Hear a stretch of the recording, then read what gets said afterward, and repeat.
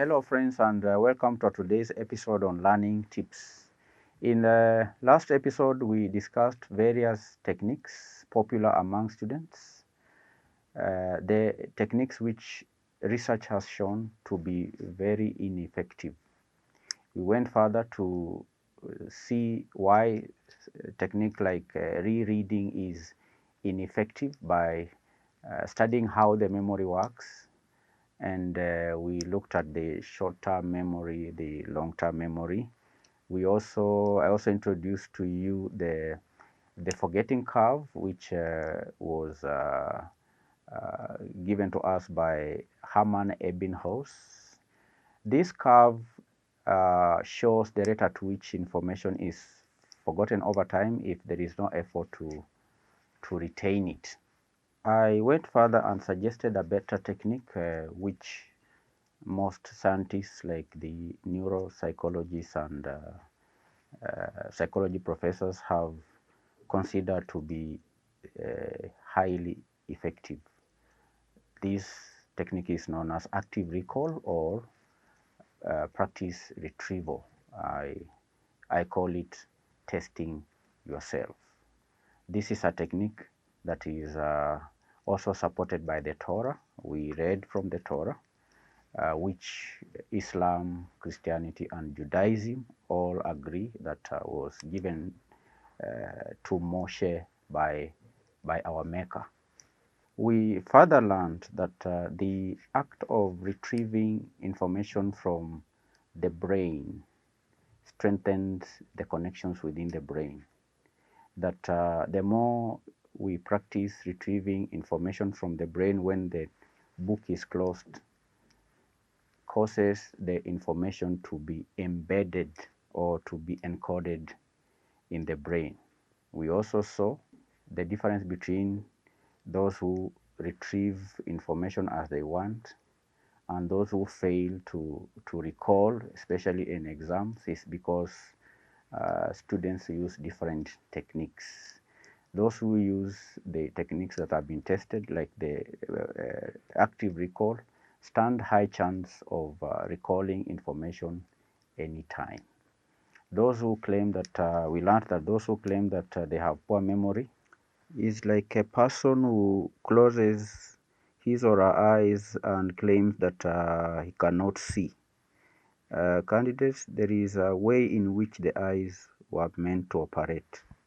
The eyes were meant to see by opening them up, not by closing. The same way the memory works, there is a way in which the memory works. And we learned that we retain information not by putting stuff in your memory, but by retrieving. We learn far much better retrieving information from the brain and not by putting stuff in the brain. All these we learned in our first episode, which you can watch it if you have not watched it from the website www.manifestepublishers.com. In our today's episode, I'm going to teach you how to revise not only for exams, but I'll introduce a technique that will help you recall or remember information after a long period of time. I'll also demonstrate why popular techniques like the block revision or the crash revision programs are not beneficial for learning in the long run. Thank you and welcome.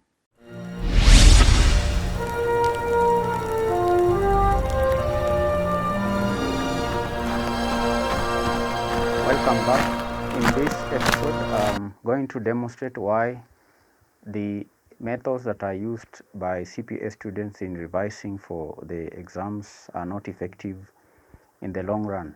We all know that the objective of the CPA qualification is not to pass exams, but to produce professional accountants with advanced knowledge in areas such as accounting, auditing, financial management, taxation, and so on. I'll also propose one method that is highly backed up by research to be one of the best methods or techniques that can be used to revise. Is a method that can help the candidates retain information for a long period of time. The CPA examination in Kenya is held twice yearly in May, June, and November, December. The exam is held twice yearly. Students who sit for the May exam are expected to start preparation in January, February, March, April, May. So students are expected to prepare for the exam starting from January, February, March, April. Then towards the start of the month of May, most institutions offer what we call block revision for a period of 1 month, so that at the end of May, exams are held. Then in June, the marking of the exam takes place. Then in July, start of July, institutions open for fresh intake. Then learning starts again from June. Then we have August, September, October, November. Okay, up to the early December. So exams are held twice yearly: May, June, November, December. From my teaching experience, I've noticed that students who sit for the May exam enroll in colleges in January. Then they take notes in January, take notes in class in February, March, April.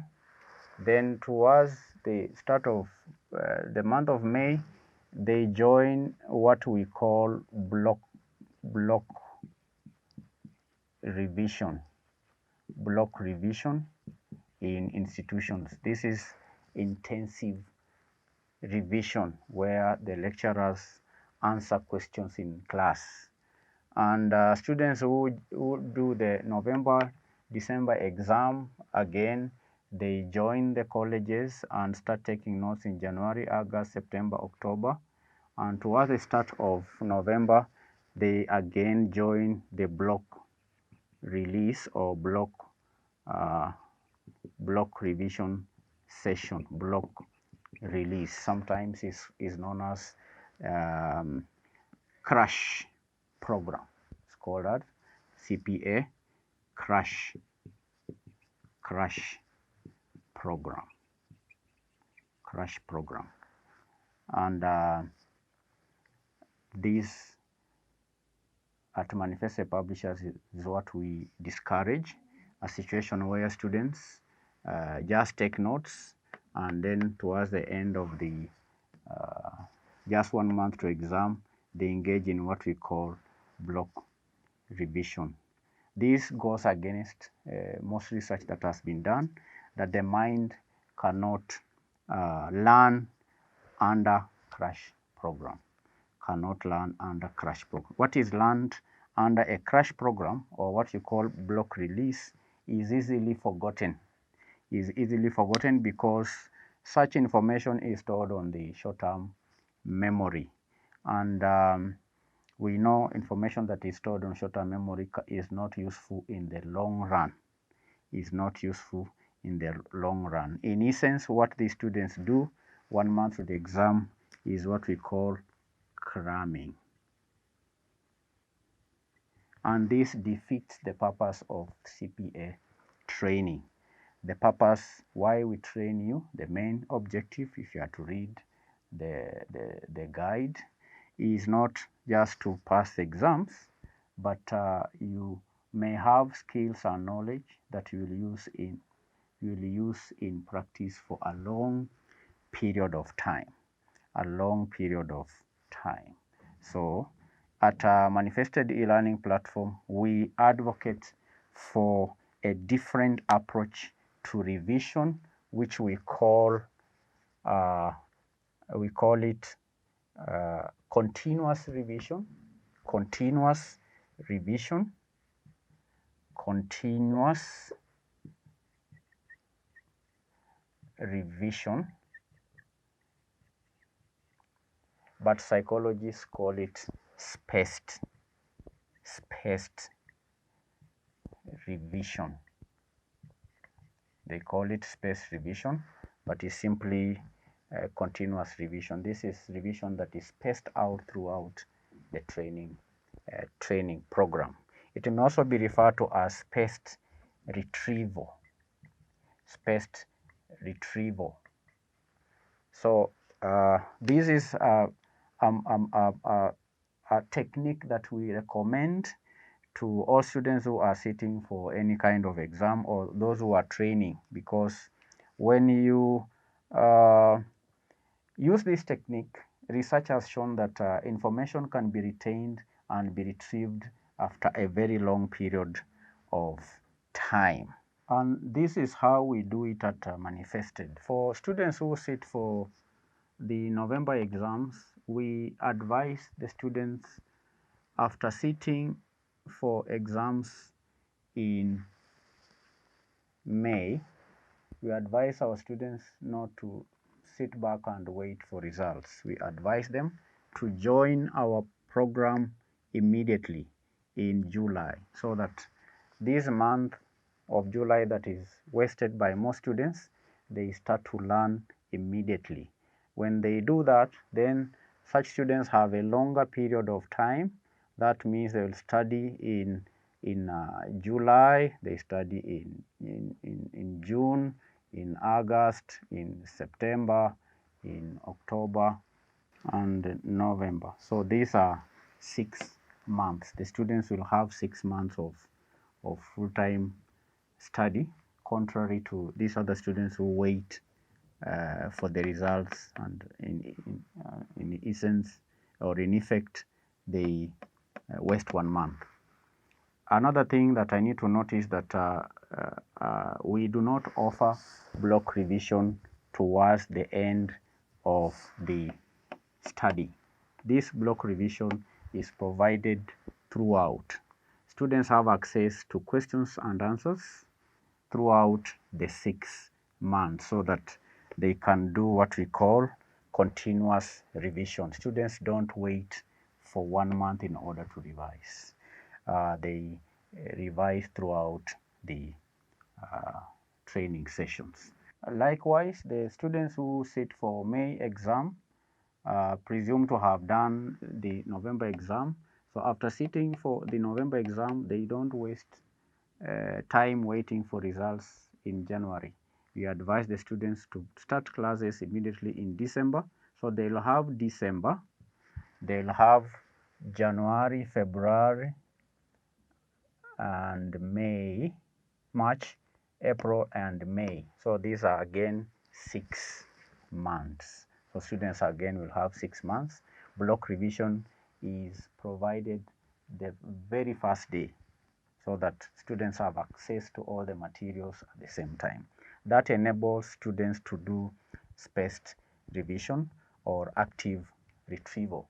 Now, the reason why we advocate for continuous revision is based on what we discussed in our last episode, that is the forgetting curve. Forgetting curve. This concept was pioneered by Hermann Ebbinghaus in 1885. Remember, that's what we said. And we say that the forgetting curve shows the rate at which information is forgotten over a period of time if there is no effort to retain the information. And we saw that information is forgotten. What we learned is forgotten at an exponential rate. So if we have time on this axis, and on this axis, remember we said this will record the percentage of information that is remembered. The curve took this shape. Remember that shape. This is time. If you are to attend a lecture session on this day, day 1. Let's say on this day you've attended a lecture class and the lecturer has introduced a topic or a subtopic, say in advanced financial management. The lecturer has introduced, say, international arbitrage and international finance, and he's taught you, in this lesson, he has taught you, say, the local arbitrage, triangular arbitrage, and covered interest arbitrage. On this day, you are likely to remember 100% of what you are taught. So this is, say, 100% of international arbitrage lesson. You can remember everything on day 1.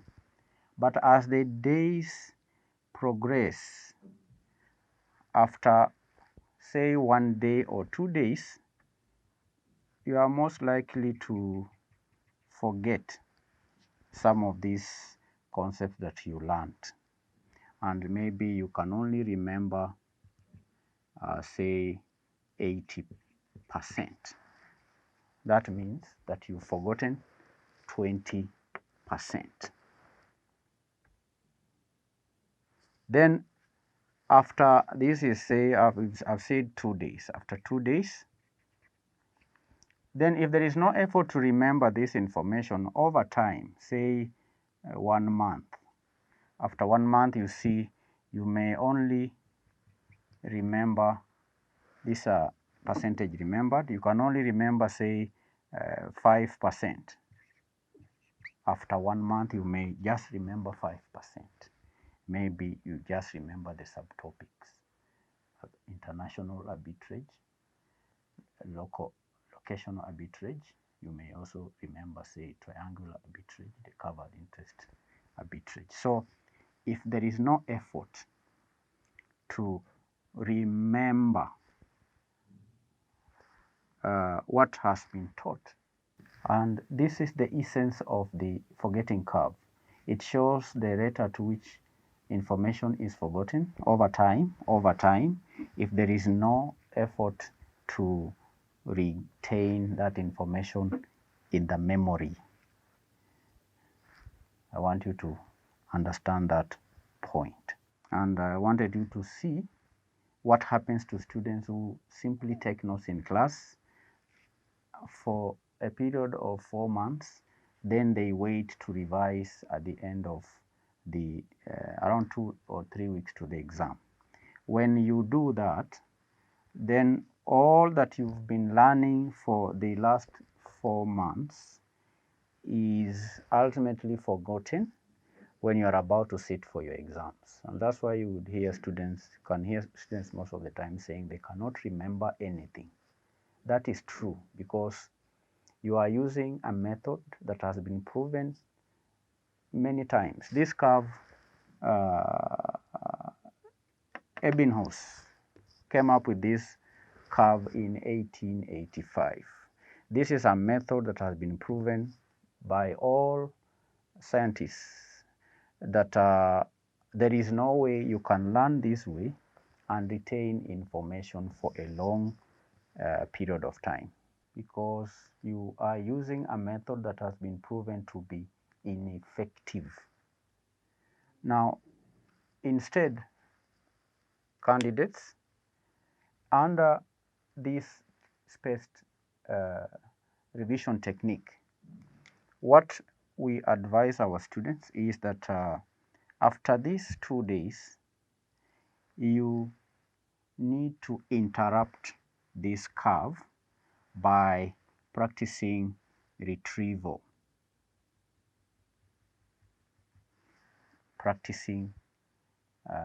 Retrieval, that is active recall. You need to do some questions. Remember what we said in our last episode, you don't read notes.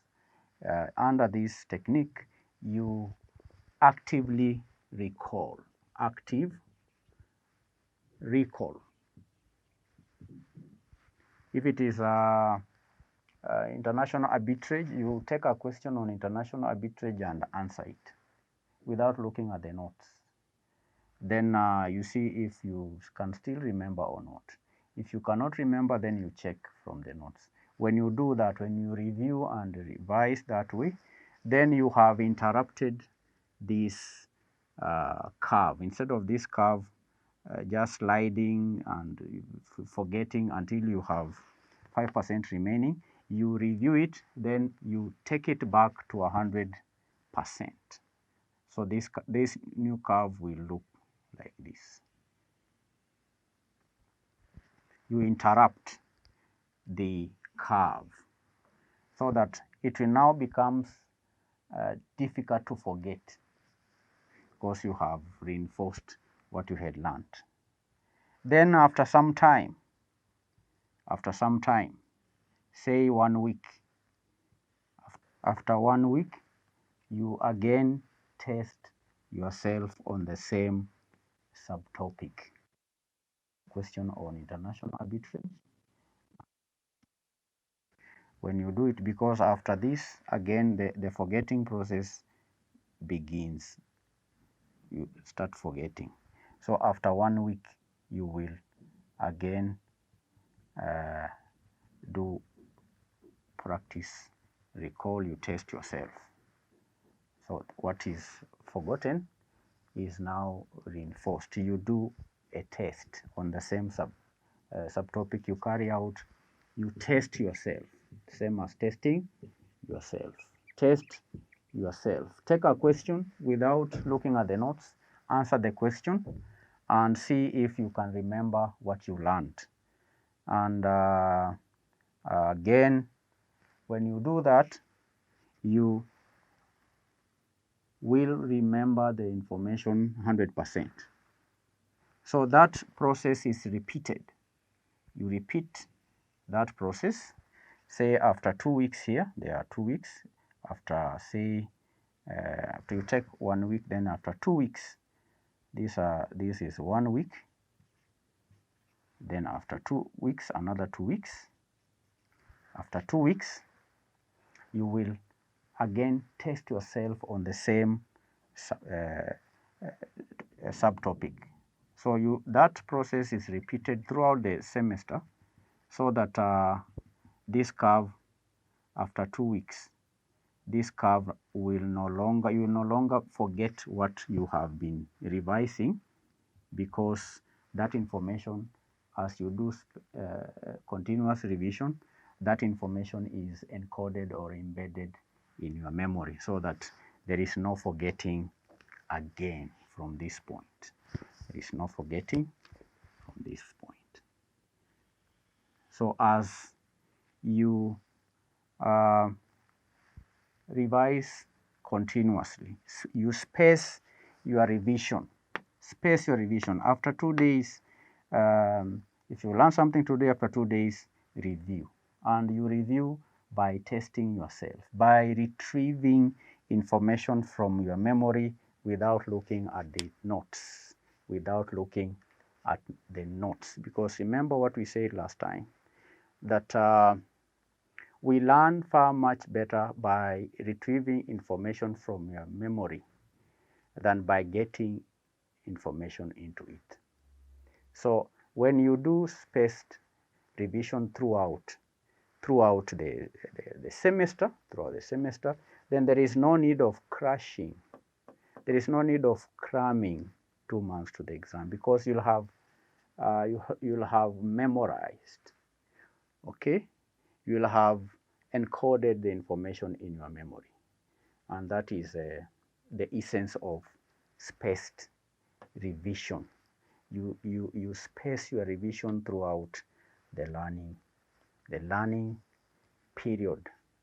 And it's important to note, and the purpose of spaced repetition is to interrupt the forgetting curve. Remember again, the forgetting curve shows the rate at which information is forgotten if there is no effort to retain it. So when you review, or when you practice retrieval after 2 days, you interrupt this forgetting curve so that this forgetting does not continue. You reinstate this information that you learned 2 days ago, And after these 2 days, you'll still remember this information 100%. So the spaced revision or repetition helps us to interrupt the forgetting curve. And we do that by practicing, okay, testing yourself. You take a question, for example, you gave an example of international arbitrage.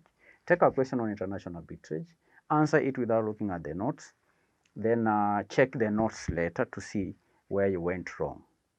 Then after a week, again, take another question on the same topic, test yourself without looking at the notes, then check where you went wrong. That one is repeated until at this point when there is no forgetting. You see this now is a straight line. And this is what we call active recall. It's not like rereading where most students make a mistake, because when you just go to class and write notes, then you have a 200-page notes, a book full of notes, and you have 4 handouts, each handout 27 pages, and you engage in the process of reading and rereading. That is passive, and it is easy to do that.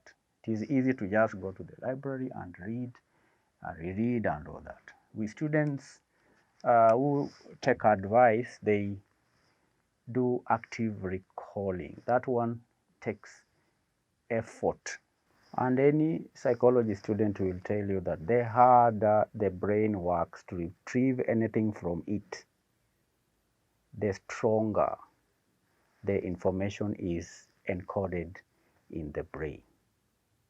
And is pretty the same like when you go to work out in the gym. When you go to the gym, you don't lift weights of this magnitude, okay?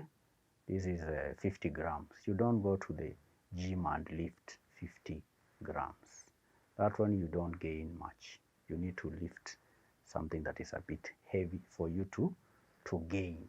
So it's the same thing with the brain. The harder your brain works to retrieve anything or information from it, the stronger that information gets embedded in the memory. That's why we advocate for active recall, where you don't just read and reread. No, you take a blank paper and try to write what you can remember from your memory. When you do that, what is in the memory is embedded, is strengthened. The connections within the brain are strengthened. And I've seen in my teaching experience, anytime we give a test in a class of 50 students, only 5 turn up to do the test. The rest, they walk away. They say they are going to read. They are going to read. That is easier. That's what we call passive learning. You don't learn much. But the modern day students, most of them do not take instructions. That's why they cry all the time, because they don't take instructions. They don't want to be instructed in the way they should learn. So, candidates, my purpose was to demonstrate the importance of spreading revision throughout the semester, as opposed to waiting 2 weeks to the exam so that you do what you are calling crash program. That is not the way the memory, the brain works. This is a way that research has shown to be very ineffective. This defeats the purpose of training. You don't train to pass exams. You train to get skills that you will use in practice. When you are in practice and you are in the field, you are expected to solve problems on your feet. There is no time to go and revise. So make it a point. I know some of you could be preparing for exams now. In the next episode, I will show you how to apply spaced repetition and active recall in specific CPA subjects like advanced financial management, quantitative analysis, and so on. Thank you. If you have any other questions that you would want me to answer, please feel free to contact us at Manifested e-learning platform.